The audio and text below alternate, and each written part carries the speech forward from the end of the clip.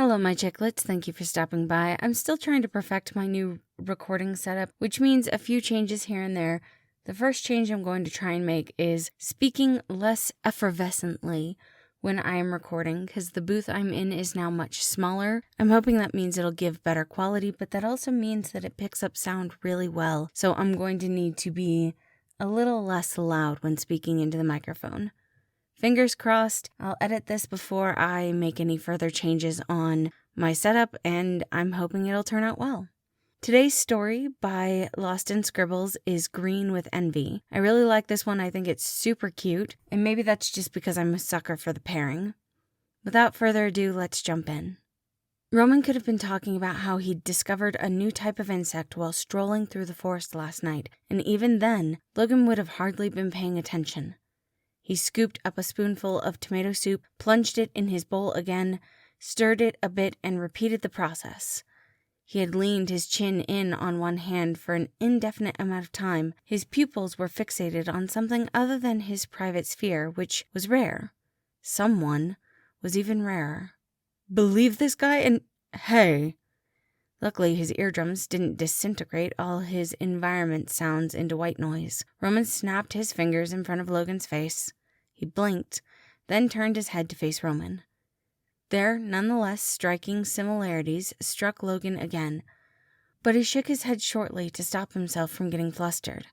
This was Roman sitting across from him, obviously. Apologies. Logan scraped his throat and took a conscious attempt to scoop up a spoonful of soup this time. You were saying? His best friend sighed dramatically, as he was known. Logan might even argue born to do. You are wounding me, Logan, Roman huffed. I'm here pouring my heart out over this narcissistic show-off who doesn't even deserve my attention. Logan snorted a bit, eyeing Roman up and down as he drank a scoop of his soup. What's that look supposed to mean? Roman scoffed. Logan just shrugged. I am simply paying attention to you. Somehow, Roman seemed to take that as mockery. Judging by the way he pulled up his nose, Logan grinned and stirred through his soup again. Catching emotional cues wasn't his figurative strong suit, but Roman and him went back such a long way that Logan was able to figure out his tells. Made him wonder if his brother had the same tells. Good, because you have to agree that Remy was in the wrong here, right? Roman took a bite of his BLT sandwich when he said that, making his sentence barely audible. He was clearly negating everything I was giving him. That's not improv, that's being an ass for the sake of it.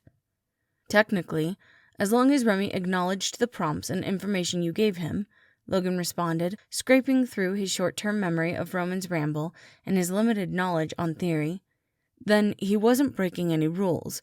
He can still form his own opinion on... What was it?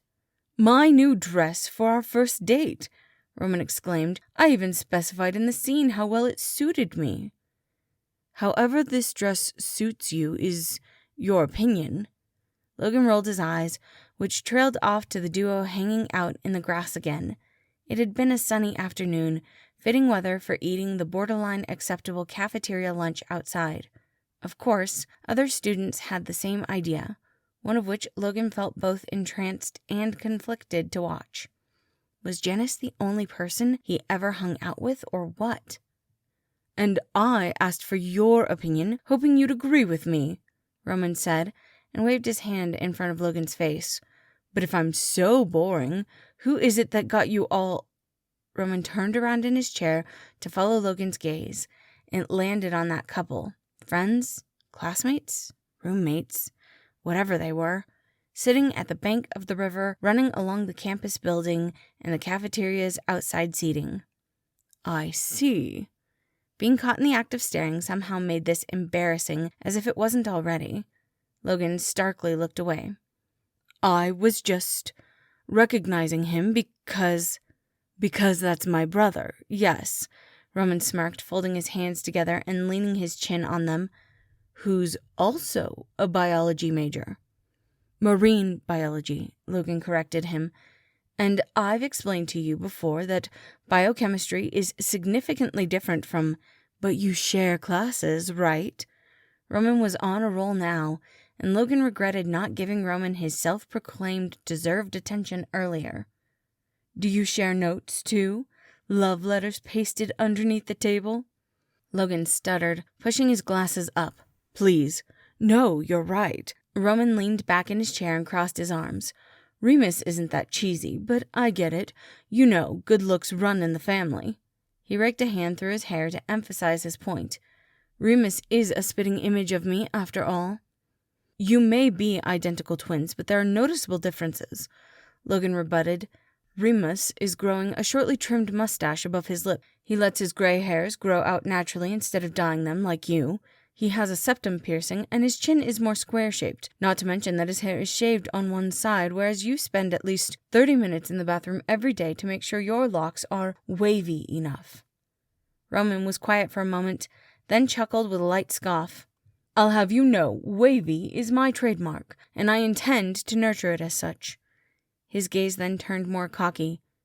"And it looks like you've done your research. Say, how long have you been stalking my brother?" Logan scoffed. "I'm not stalking him. We share one lecture group twice a week. I wouldn't get the chance if I wanted to, and besides, he seems perfectly content with his own personal stalker."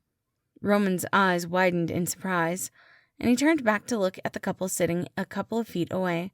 Laughing, Remus with his arm around... "Oh, you mean Janice?" For a moment, Logan could swear the titular Janice tilted his head towards them as well, raking his long blonde hair behind his ear, and flashing the two a smirk. But the moment was so fleeting, with Logan glancing away again, that he tried to convince himself he imagined it. Roman chuckled softly. "Oh, please, he said before pausing and meeting Logan's eyes. "Why do you say that?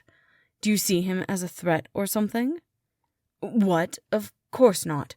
Logan demonstratively took another spoonful of his soup in his mouth, which started getting nastily colder than lukewarm temperature. "Remus can hang out with whomever he wants, even if it's someone from a different major."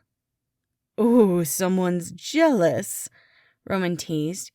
Logan's face blushed red from that. "I'm not jealous. I'm merely concerned with your brother's social life. If Janice is the only one he associates with after lectures, Janice always seems to be waiting for him, too." "Oh, you're not even being subtle about it. Heart-eye Newton." Roman now was the one who mocked him. "Well, you're in luck, because I have to leave for my creative writing class, which gives you no more excuses not to go talk to him." Roman rose from his seat, having not finished his sandwich as usual, making sure he wouldn't be the one left carrying the trays back to the cleaning station by himself. Logan performatively stood up, too. Classes are about to start," Logan said, and tried to think of an excuse. "I have an end-term research paper to prepare for, and besides, doesn't Remus have—" "He doesn't." With an unassuming entrance that startled the both of them, Janice was suddenly leaning his hands on their small table and indubitably smirking up at Logan. The birthmark on Janice's face was even more visible up close, but Logan tried his best not to stare, which resulted in him glaring into Janice's eyes as if to defy him. "Excuse me, what?" "Remus doesn't enjoy your constant staring during lunch. I'll have you know, and neither do I." Janice spoke with an air of arrogance that made Logan puff up his chest a little, despite the fact that Janice was already shorter than him in length. A weird twist in his stomach formed when he ran Janice's words through his head again. Remus likely would have been set off by his constant staring. "But he also doesn't have class. So why don't you stop pining from a distance and make a move while you can?" As Janice leaned back from the table, he grinned at how he'd succeeded to get Logan flustered in the span of a second. I'm not pining. I was just observing your public display of—" "We're not in love," Janice said, almost deadpanned. "Oh, is it I who is holding you back? My, Logan, am I such a threat to you?" "See, you were jealous." Roman put one hand on his hip as he spoke triumphantly. He amicably tapped the back of his hand against Janice's arm. "If you'd only channel that energy into your theater classes, you'd be a real threat on stage, too." "Oh, honey, You wouldn't want to act alongside me when I'm serious." Janice grinned and intertwined his fingers with Roman's as his hand touched his shoulder. Logan started to notice a pattern with Janice's way of socializing. "You'd be a puddle on the floor." "We'll see about that." Roman smiled back and tugged on Janice's hand. "We're off to class, Lo. Break a leg." He nudged his head towards where Remus had been sitting and then winked. Unable to say anything in response, Logan watched in confusion as Roman dragged Janice away as if they were a couple. Logan would add social cues as another one of his weaknesses then. He didn't even know Janice and Roman had shared a class. "Lolo!"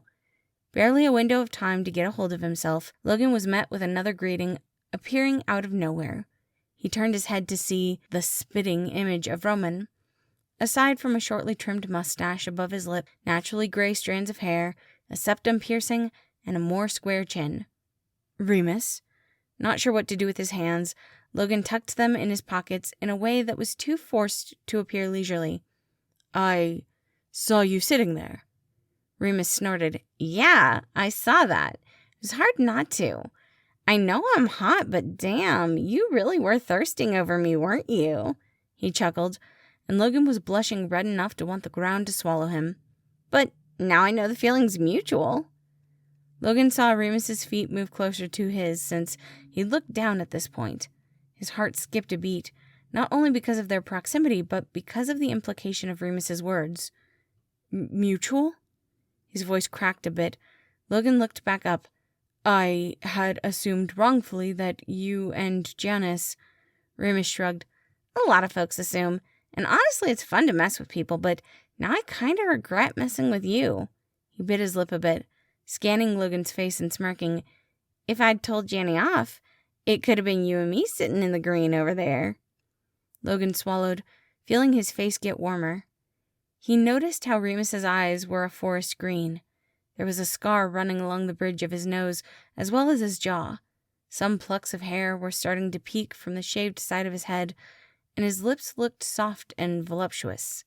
Logan shook his head, embarrassed by how much he seemed to be pining. "We still could."